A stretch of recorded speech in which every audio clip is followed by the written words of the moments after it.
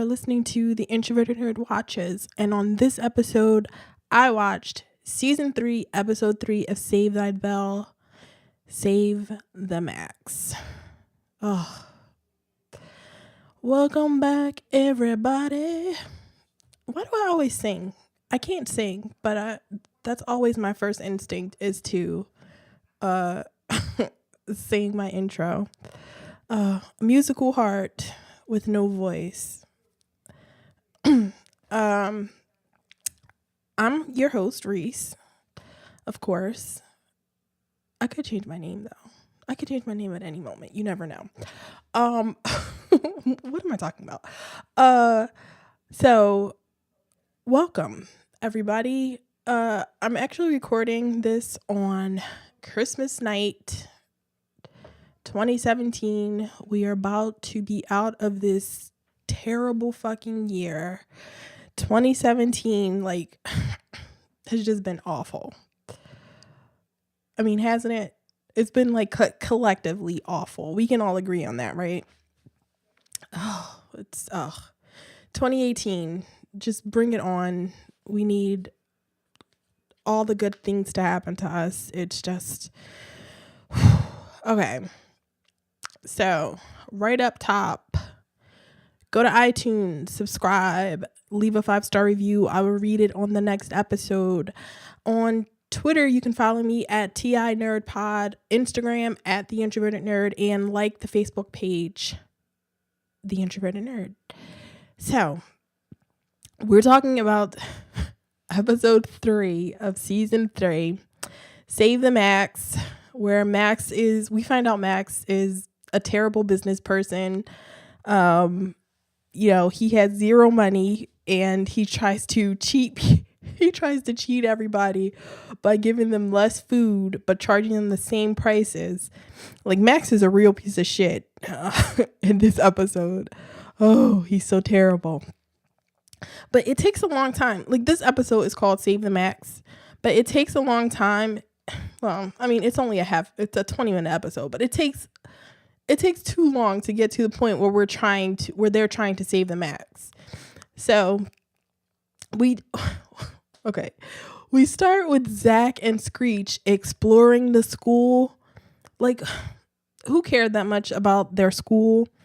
Apparently Bayside is this giant school that has secret hiding places all over. And this is a spot that Screech knew about because, he's Screech and he doesn't matter. So he takes Zach into this secret room that turns out to be a recording studio. It turns out to be the old Bayside radio station, and it's called KKTY Bayside, and it's, just sort of the old fashioned KKTY Bayside, and it's just sort of that soft rock kind of thing, but it's it's just they want you to believe that this place has been there's nothing, there hasn't been anything going on, this is just the forgotten place, but there's zero dust or dirt on anything. Zach pulls off the whitest sheets that you have, the sheets have just been laundered and put on top of all of this equipment. They didn't even try, the set decorators did not even try to make this look like a place that hasn't been used in a long time. It is so crazy. When you on all TV shows, if you have on all good TV shows, if they want to show that a place hasn't been used, they put a whole bunch of dust over everything. It could be 20 minutes that they want to say, oh, this place hasn't been used in such a long time, and there's just dust all over the place. Not on Bayside, not on Saved by the Bell. Zero dust. Everything is covered in the most pristine white sheets that you've ever seen. So, I was just thinking, Zach and Screech are just walking all over. Zach is pulling, Zach is touching this this equipment that you'd think looks kind of expensive. If not expensive, at least old, so that you wouldn't want to be out there touching it. You'd be afraid to get in trouble. But I was thinking, like, Zach, like, truly knows his place in the school. He knows that he runs shit, because he does not look worried at all. He's not nervous. He's not telling Screech to, like, hey, Screech, stand outside and be the lookout just in case somebody comes down here. Zach's like, no, I'm a step down from the principal. The principal is, like, my equal here, and I can do whatever the fuck I want, and I'm going to pull the sheets off of this radio equipment, and I'm going to start me up a radio station right now, because that's exactly what Zach does. He they immediately go to Mr. Belding. I mean, he goes to his friends, I guess, and they say they want to start up the radio station again. They tell Mr. Belding straight to his office. They don't even need to make an appointment to see the goddamn principal. They could just walk in and say, yo, Beldo, we want to restart this radio station. And Mr. Belding doesn't even get mad. He's not like, wait, how did you guys find out about this radio station that we used to have here that's hidden in a secret part of the school? He just immediately goes into his daydream about his days as the head of the radio station. He used to be called the Big Bopper, and he goes into his old thing, and I guess it's I can't tell whether it's the 1960s or the 1970s. They mention it sometime during the episode, but it doesn't matter. It's 60s or 70s. And Mr. Belding, why don't they ever on this show, on a lot of shows, they like young people up. That doesn't make any sense. They like put wigs on people, and they like put them in younger people clothes, but they're still their same old selves. And that's what they did to Mr. Belding. And I don't know why they didn't just get a younger person to make it look like, I don't know, Mr. Belding when he was a kid. Nobody's going to be looking at the guy and be like, that doesn't look anything like Mr. Belding. So whatever. Pro tip for everybody out there, for all TV shows, get a good stand-in for your old person. This doesn't matter, but it mattered to me when I was watching it. I was like, this looks stupid. Why is Mr. Belding in a wig and tie-dye? Or was he wearing tie-dye? I don't know. Probably, because they're that cliche on this show. So he gets out of his little daydream, and he's like, no, he doesn't want to, he doesn't want to start up the radio station. But Zach, they convince him by just complimenting him by saying, Mr. Belding, you're the greatest shit. And they start a Big Bopper chant, or they start not a big, they don't call him Big Bopper. They start a bopper chant. They say bopper, bopper. And I'm like, what? He's the principal. Mr. Belding, a bunch of 16-year-olds saying bopper should not be enough to convince you to restart this radio station if you don't want to do it. But Mr. Belding is easily convinced because the children say bopper. So they start up the radio station, and I swear this took 10 minutes of the 20-minute show. Maybe it didn't. It felt long to me, though, because I knew we were getting to the point that I wanted to get to. So we get to the max, finally. And everybody, so they don't even pretend that they're going to let other students be a part of this radio station. It's going to be Zach, Slater, Kelly, Lisa, Screech, and Jesse. And that is all you're going to get on this radio station. I guess 24/7. Like, is this a 24? This is not a 24/7 radio station. If it's just 16-year-olds or 15-year-olds, however old they are now. So this is not a 24-hour radio station. And I don't know I don't know what the hours are here. We're going to talk about this because this is craziness that happens. So they all decide on their radio assignments. Zach is the boss, I guess.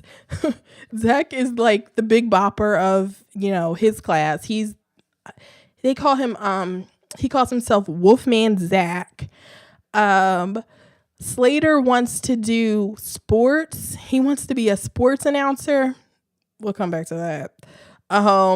He wants to be the sports announcer. Lisa does gossip. Kelly does sexy voicing. I don't know what exactly Kelly's part of this radio station is. Like, she gets on, she calls herself Kelly Desire, and that's what it is, Kelly Desire. I don't know what she's like. Like, if there was if she was doing overnights on the radio, she would be Kelly Desire, and her like soft sexy voice would be like it would actually mean something. But now it's like this crazy thing where this 16-year-old girl is calling herself Kelly Desire and speaking in the sexy voice in the middle of the day. Like, all the boys getting hard, I guess. I don't know. And how do you listen to this radio station is what I want to know. Like, it's not on in the school, right? It wouldn't be like on like, I was thinking, like, is it on the loudspeaker, or like, can you just listen? I don't know. I never get like the school radio. Like, the only places I've seen this is on Saved by the Bell and Beverly Hills 90210. That's the only place I've ever seen like the school radio station, the high school radio station kind of thing.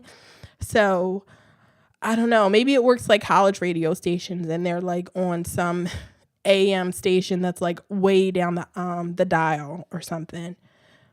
Who knows? But they sure did their thing every day. So the rest of the assignments. Jessie is news, and she's a news reporter, and Screech does I don't know what you would like a radio drama. He does the sound effects. He's like that guy from what's that movie? Police Academy. He's the guy from Police Academy that does all the sound effects with his mouth, except he's really bad at it. That guy was talented. Screech is not. So he should be embarrassed. So this is when Max delivers their food, and Max delivers a plate full of sliders, and he just sits it down and he tries to walk away. But I believe it's Slater who speaks up and is like, haha, Max, where's my fucking food? These tiny burgers you bought is not what we ordered. And Max is like, well, I had to, I'm having some financial problems. And he says that he had to change the menu, and he had to, basically make some changes so that he could make his, his rent or whatever. Max just has financial problems, and he has to make some changes. And he's given his sad top story about, how he can't afford shit. And I'm like, meanwhile, you're pulling shit out of your arms all the time, doing magic for everybody, but you can't afford to bring these kids full burgers, and you can't afford to put that shit on the menu, because what Max did is so fucked up. Okay, so these kids order, and I know it's fucked up. These, your customer base is a bunch of teenagers. Like, boo-hoo, Max. You shouldn't work there then. You shouldn't have put your store there. You try to cheat them. I don't want to hear shit about how you can't afford things anymore when you put a menu out and I order a goddamn burger, a regular size burger, and you bring me a slider in its place. Dude. No, we're not friends anymore. Don't tell me your story. I don't care about it. You bring full size burgers when you let me order full size burgers, dude. Oh, that Fat person problems, I guess. I don't know.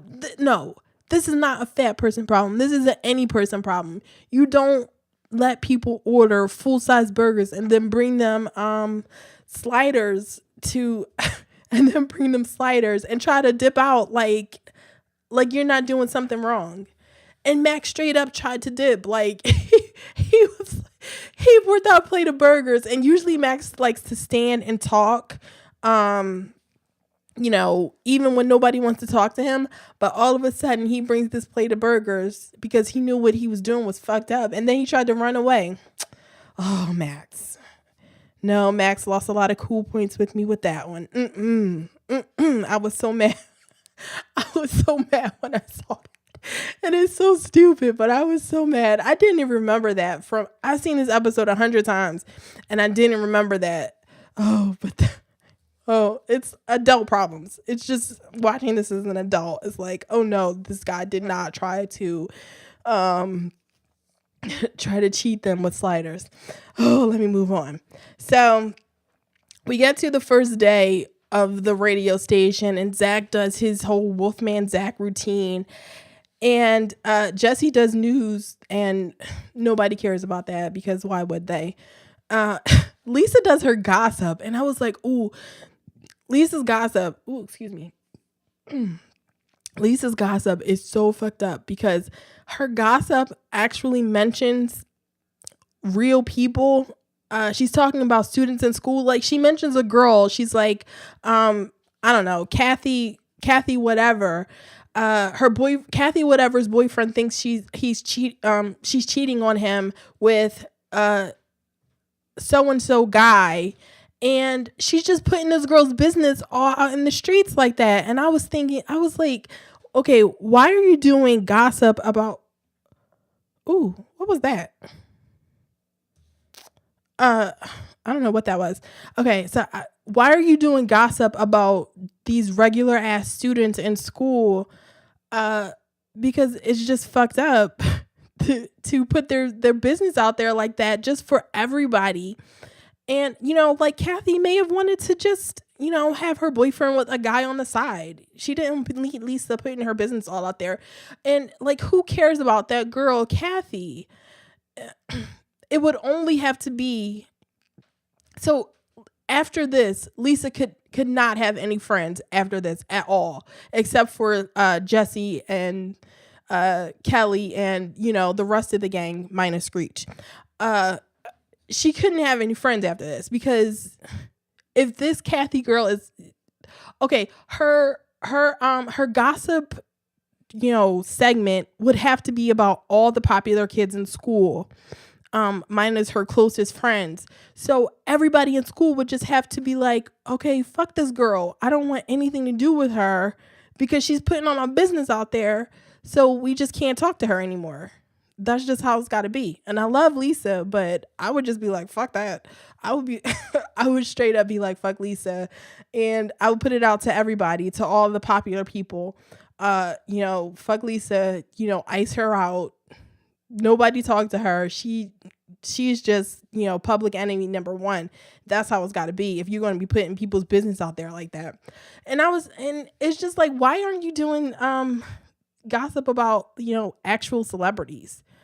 Who cares about people in school? Maybe that was just me though, because I liked gossip in school. I liked when people told me that, but I didn't really care. Like, I cared in the moment, like, ooh, this is interesting, but I wasn't the type that was like spreading a bunch of rumors. Like, I like to hear about who was fucking who, but I was just, after that, it was just whatever. Like, once I got home, it was, whatever. I cared about actual celebrities, I guess, which is what Lisa should care about too. So, so we get to Slater and he is just terrible. He's boring, first of all. And he's telling like all these bad jokes.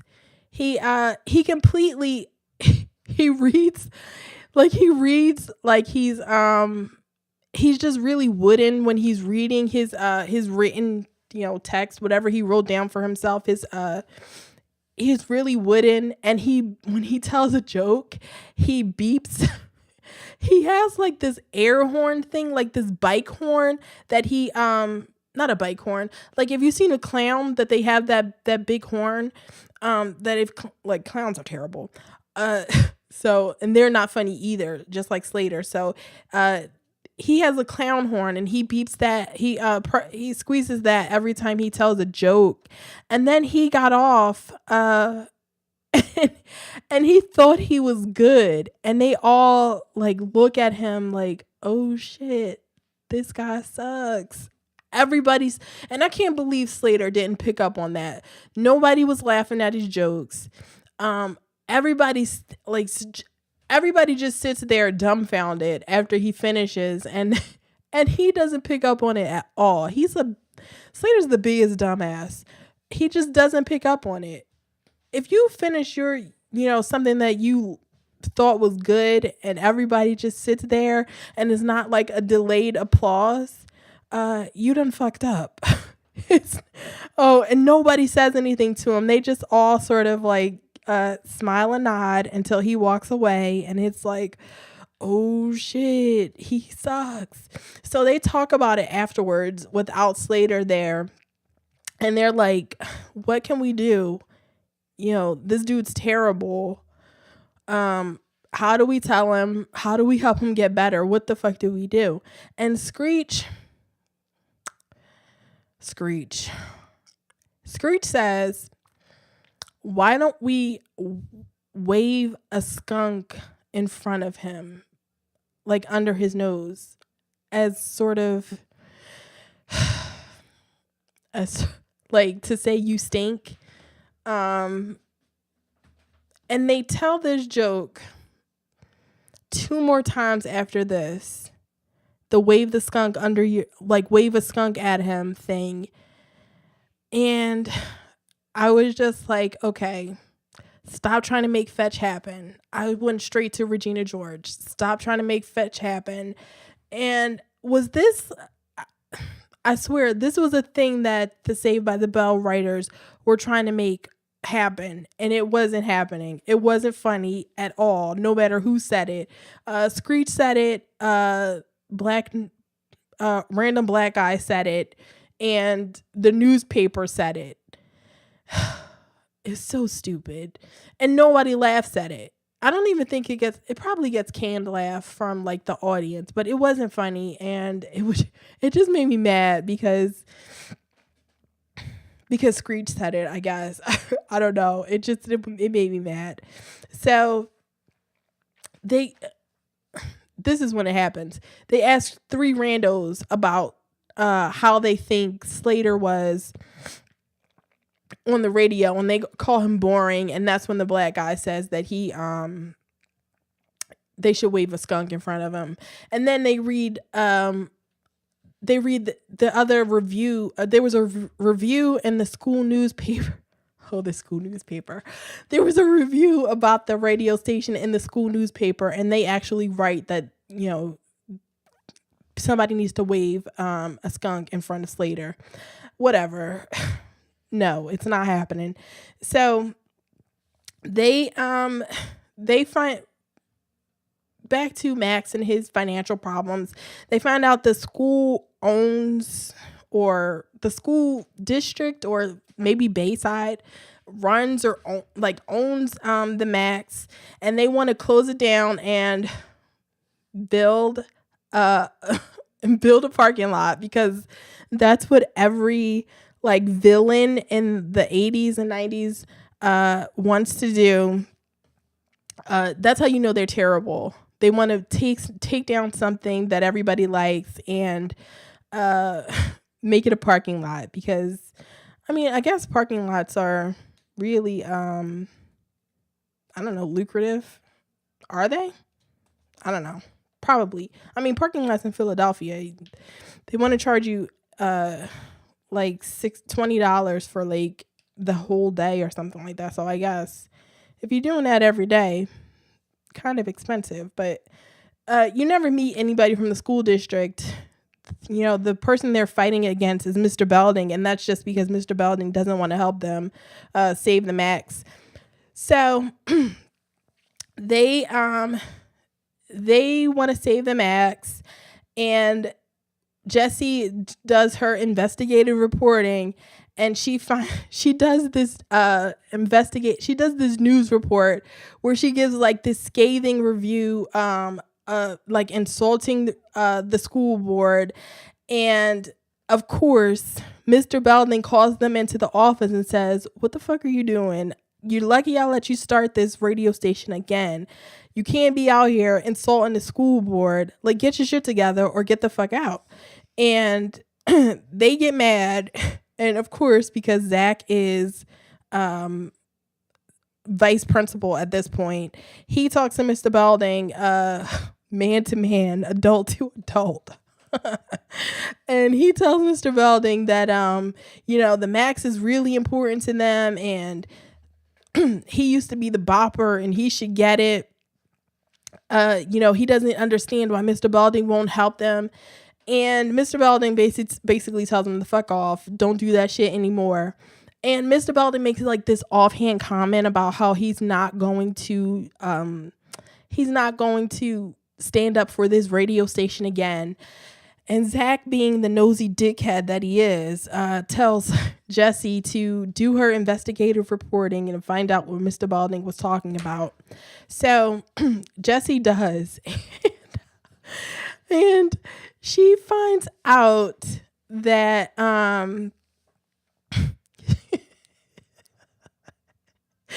she does her investigation, and she finds an old newspaper, an old high school newspaper, an old Bayside newspaper that talks about how Mr. Belding went up against the school board, and he mooned the school board, and is actually, there's a picture of his ass in the newspaper, in the school newspaper. I have so many questions about this. First of all, Bayside keeps an archive of their school newspaper. Like it's the fucking New York Times or something. There's an archive of Bayside's newspapers. Oh, it was when she brought out that newspaper, I was like, okay, what is happening? What is this craziness that's happening on my screen right now? There's an archive. Oh, I have so many. Oh, I was out of it for like 5 minutes when I just could not get my stuff together because she brought out a newspaper. Oh my God. So she, and then, okay, she brought out the newspaper. Okay. Then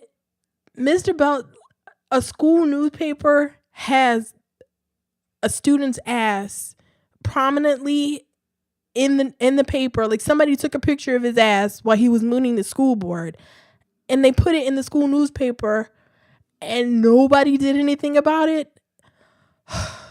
Really? So Zach goes to Mr. Belding and tries to blackmail him with the newspaper. So he okay, before all this happens, when the station gets reviewed, the whole skunk thing, they all try to hide like everybody gets a good review but Slater, of course. And they all try to hide the newspaper, but Screech rolls up with the newspaper, and Slater sees it, and he's like, Slater tries to laugh it off. He's like, what the fuck are they talking about? Like, right, guys? They're crazy, right? And everybody just sort of does that. They look away, they whistle, and he's like, oh shit. Why didn't y'all tell me that I was fucking up? And, they're like, well, we didn't want to hurt your feelings. And Slater said the realest thing that has ever been said on this show. And he was like, well, I would have preferred to hear that I was, bad for my friends instead of hearing it from the fucking school newspaper for everybody to see. It's like, wow, you guys are terrible friends. Like, Zach isn't the only terrible. He's a disease, and he has spread to everybody else because everybody else just sort of, like, you think Kelly is nice, and she talks about how Kelly wants to be a nice person, but it's like, it's really fucked up to have your friend when you know he's not doing well, and before the before the newspaper review came out, you knew that he was terrible, and that you weren't the only one that thought he was terrible. Everybody thought he was terrible, and you wouldn't even tell him. You just let him keep on going. And then the newspaper review comes out, and they were trying to hide it from him. So they were just never going to tell him at all. They were just going to let him keep doing it. Oh, and they tried to like minimize his effect. So they on the second time we see Slater do his sports report, Zach puts his whole script on like a 3x5 card, and they basically just have him saying the scores. They won't let him say anything else. They basically just have him saying random numbers that are supposed to be like the scores of games. And so that's how they do it. And that's what has Slater like really fucked up. He was like, oh, so that's why you did all that shit to make me to make my report my segment shorter. So after all that, Zach is just like on a roll. So he tries to blackmail Mr. Belding with his with the newspaper with his ass in it. And you actually have a couple of times where Mr. Belding is trying to like grab the newspaper out of Zach's hand, but Zach is like too quick and he's like snatches it away. And Zach wants Mr. Belding to talk to the school board into, letting the Max stay, or I guess letting the Max stay like for free. I mean, I don't know what they want, because at this point, they're not asking for anything. They just want them to keep the Max open. And it's like, well, if Max doesn't have any money to keep this open, and he wants to sell y'all sliders in place of like actual cheeseburgers, maybe it's time to let the Max go. Eat in the fucking cafeteria because you have one.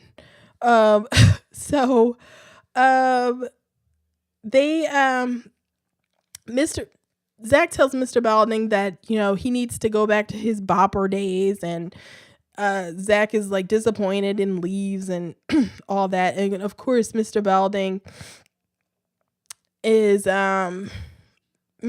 buys into Zach's bullshit, and they decide to have a radiothon. And I don't know how this works. Like, okay, so they're not just doing radio at their school. They found a way to make that happen.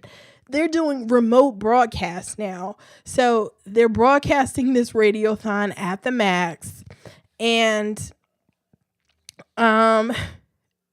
Zach is the head of this radiothon. Like, I can't believe Max is sitting around while these 16-year-olds are doing all the work to keep his fucking restaurant around. What is Max supposed to be doing? Okay, he's not doing anything. They're just doing all the work, and Max is, I don't know, pulling flowers out of hats and doing stupid kid magic tricks. He's not doing anything. Max is so annoying to me. I was just so annoyed with Max in this episode. He was just so he's just so useless.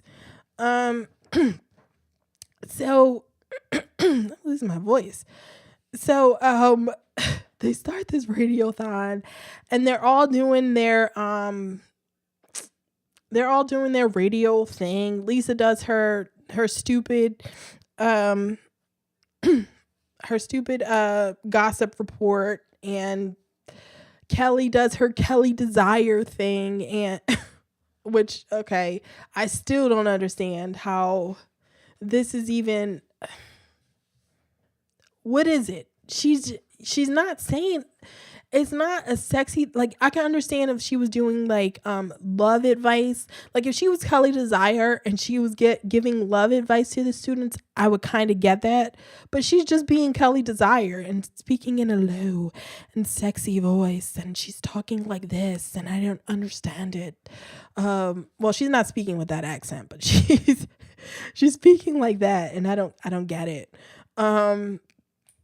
So, and I don't think Jessie comes up because nobody wants to hear her fucking news. Nobody gives a shit about it.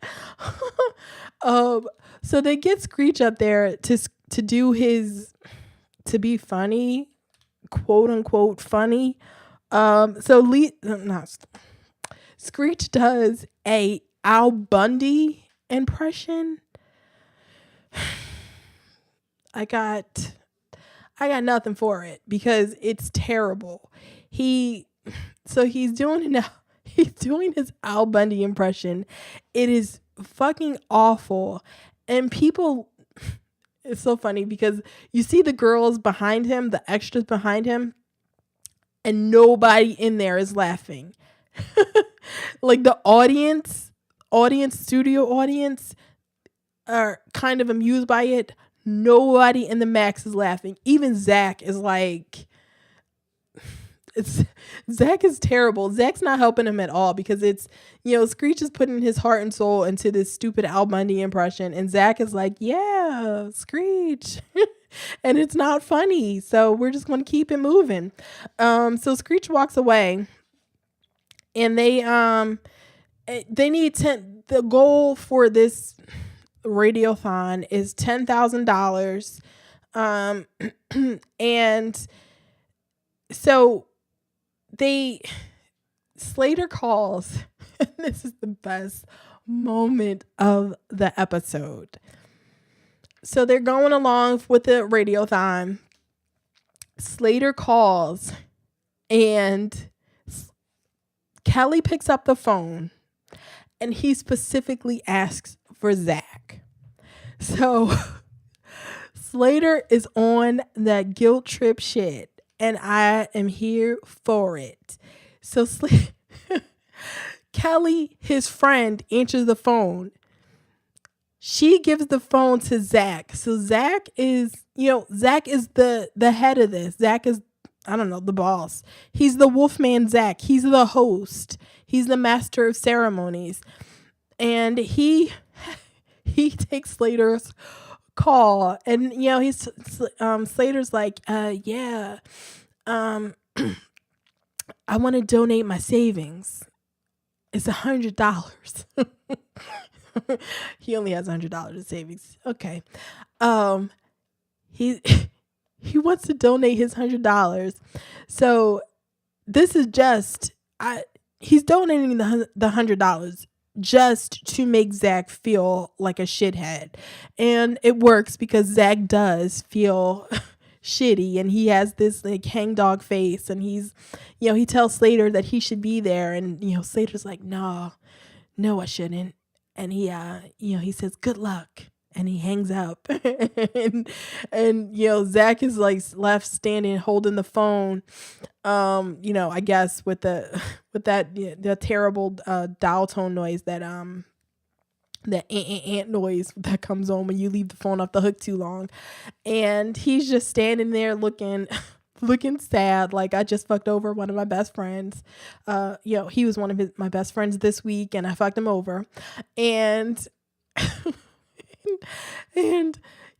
I was so pleased. The Petty and Slater it touched my heart. I can't tell you how I aspire to be this person, this petty person that calls to make the people that make me feel bad, to call them and make them feel even worse than they did.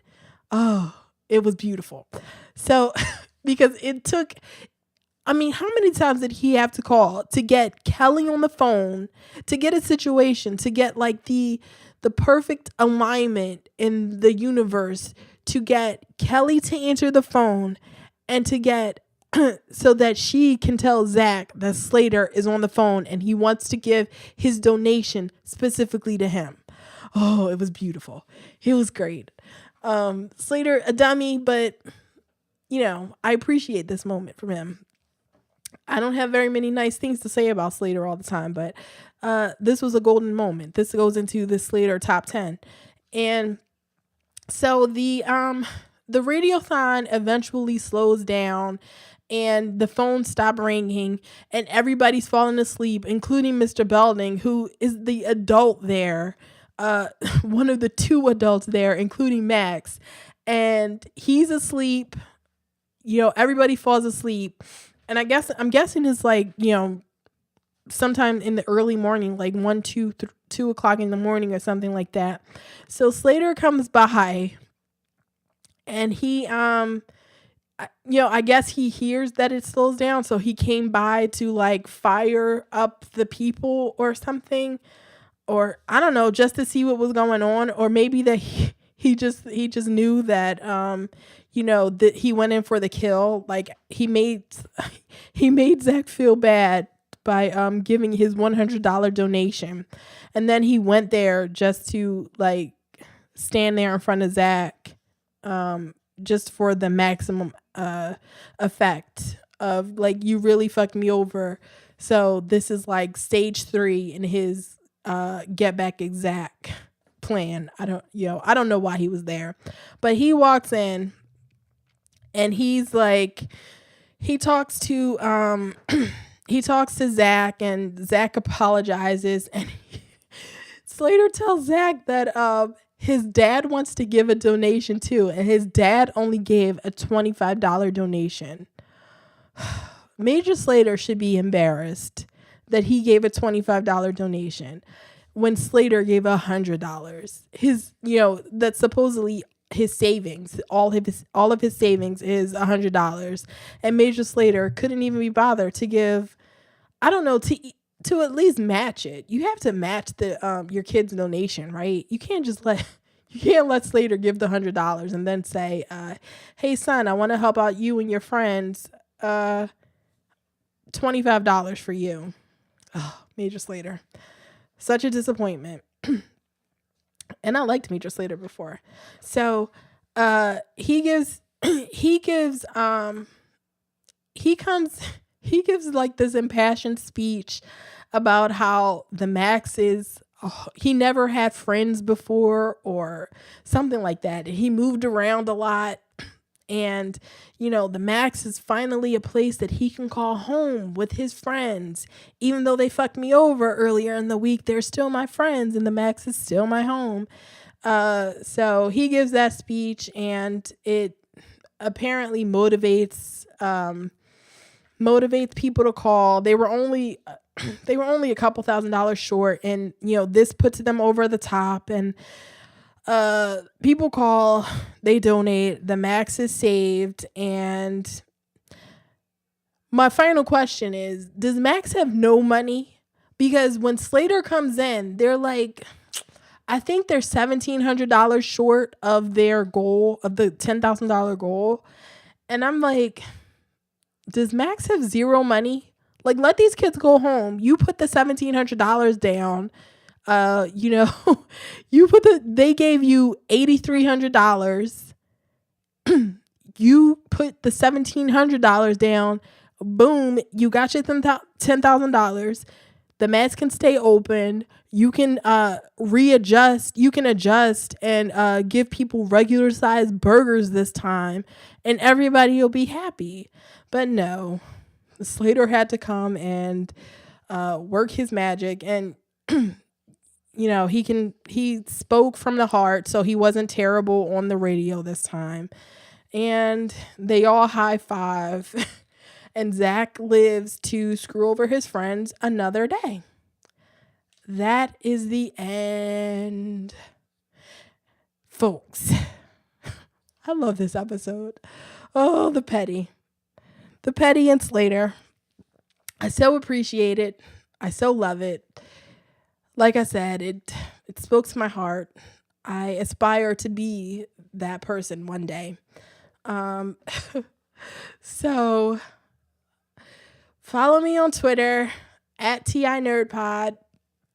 Instagram at the introverted nerd, Facebook, like the page, the introverted nerd, and you can follow me personally on Twitter, at the Ms. Introvert. And so leave me a 5-star review. And you can email me at theintrovertednerd@gmail.com. I don't know. You can talk about whatever you want. I got nothing but time. So until next week, everybody. Laters.